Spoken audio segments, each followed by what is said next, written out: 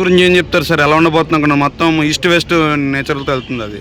అనగనగా ఒక రాజు లేదా నారీ నారీ నడుమురారి, భర్త మహాశైలకు విజ్ఞప్తి, ఈ 3 సినిమాలు ఏంటంటేనండి యాక్చువల్ గా పండగ ఆడియన్స్ ని, ఫ్యామిలీ ఆడియన్స్ ని టార్గెట్ చేసుకుని వచ్చిన సినిమాలే. ప్రతి ఒక్క సినిమా కూడా కామెడీ, ఫ్యామిలీ ఓరియంటేషన్ మీద తీసే సినిమా. ఫ్యామిలీస్ లేదా కామెడీ, ఫ్యామిలీస్ లేదా సెలబ్రేషన్ ఇలాగ. ఎందుకంటే సంక్రాంతికి ఫుల్ ఫీస్ట్ అనుకుంటున్నాను నేను అనేది. ఇక్కడ కేవలం చిరంజీవి గారి గురించి చెప్తున్నానని కాదు, చిరంజీవి గారి సినిమా ఒక్కటే ప్రతి సినిమా బతకాలి. సంక్రాంతికి వచ్చిన ప్రతి సినిమా ఆడాలి. బాగా తీసిన కష్టపడి తీసిన ప్రతి ఒక్క డైరెక్టర్ సినిమా కూడా ఆడాలి. అందువల్లే ఇండస్ట్రీ బాగుంటది, సినిమా పరిశ్రమ బాగుంటది, సినిమా పరిశ్రమలో పనిచేసే వర్కర్లు బాగుంటారు. అందువల్ల ఏంటంటే చిరంజీవి గారి సినిమానే కాదు అన్ని సినిమాలు ఆడాలని ప్రతి ఒక్కరిని నేను కోరుకుంటున్నాను. పండగ అంటే east Godavari special, east west ఇది. సో ఈస్ట్ వెస్ట్ నేపథ్యంలో అనగనగా ఒక రాజు వస్తుంది, స్లాంగ్ ఇవన్నీ మొత్తం. సో ఏమైనా ఇంప్రెస్ చేయగలుగుతాడంటారా నవీన్ పులిశెట్టి గారు?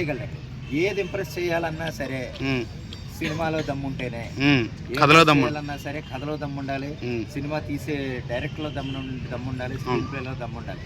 చూసేట అంటే సినిమా కథలో కొంచెం ఒక మాదిరిగా ఉన్నా సరే చూసంతసేపు కూడా ఒక ఎంటర్టైన్మెంట్ ట్రాక్స్ వీలైతే కనుక అది ఖచ్చితంగా సూపర్ హిట్. ఇప్పుడు యాక్చువల్ గా ముందు మనకి 300 కోట్లు వచ్చిన సంక్రాంతికి వస్తున్న సినిమా పెద్ద ఇదైన కథ ఏం కాదు, తీసుకెళ్ళి చూస్తున్నంత సేపు కూర్చున్నంత సేపు మనల్ని కూర్చోబెట్టి ఫన్ జనరేట్ చేసాడు, రకరకాల పాత్రలతో చేసాడు, గుల్రాజ్ పాత్రని ఆద్యంతో నవ్వించేలాగా చేశాడు. అందువల్ల ఏంటంటే ఆ సినిమా సక్సెస్ అయింది.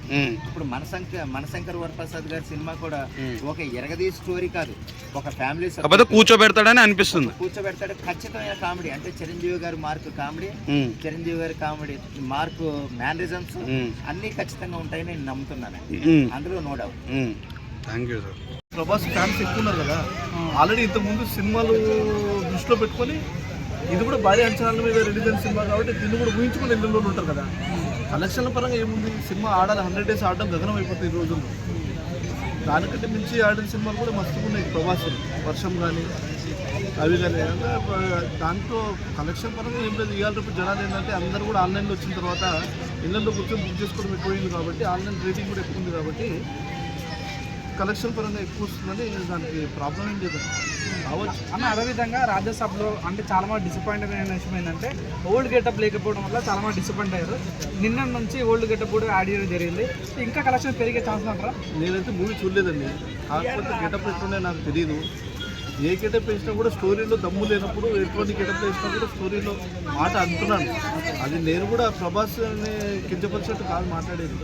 స్టోరీలో కంటెంట్ లేనప్పుడు గెటప్ కాదు ఎన్ని మార్చినా అప్పుడు మైనస్ అవుతుంది. వాళ్ళ మార్పులు చేర్పులు అవసరం లేదు. కలెక్షన్ పరంగా అంటావా 200 కోట్లు కాదు 300 కోట్లు కూడా రావచ్చు. సంక్రాంతికి వస్తున్న సినిమా 300 కోట్లు వచ్చింది, కానీ అది 100 days పరంగా రాలేదు. అది ఇప్పుడు ఈ సినిమా కూడా కలెక్షన్ పరంగా రావచ్చు, కానీ కంటెంట్లో మార్పులు చేయడం వల్ల స్టోరీలో కరెక్ట్గా లేనప్పుడు చెప్పలు మైనస్లో అవుతుంది. దానికి తోడుగా ఇది కాంపిటీషన్గా సంక్రాంతికి వస్తున్న మన శంకర వరప్రసాద్ వచ్చింది. దాంట్లో కొంచెం కామెడీ వైరల్ మంచిగా ఉంది, ఎంటర్టైన్మెంట్ ఉంది కాబట్టి జనాలందరూ ఆకర్షణ ఇక్కడ వెళ్తున్నారు.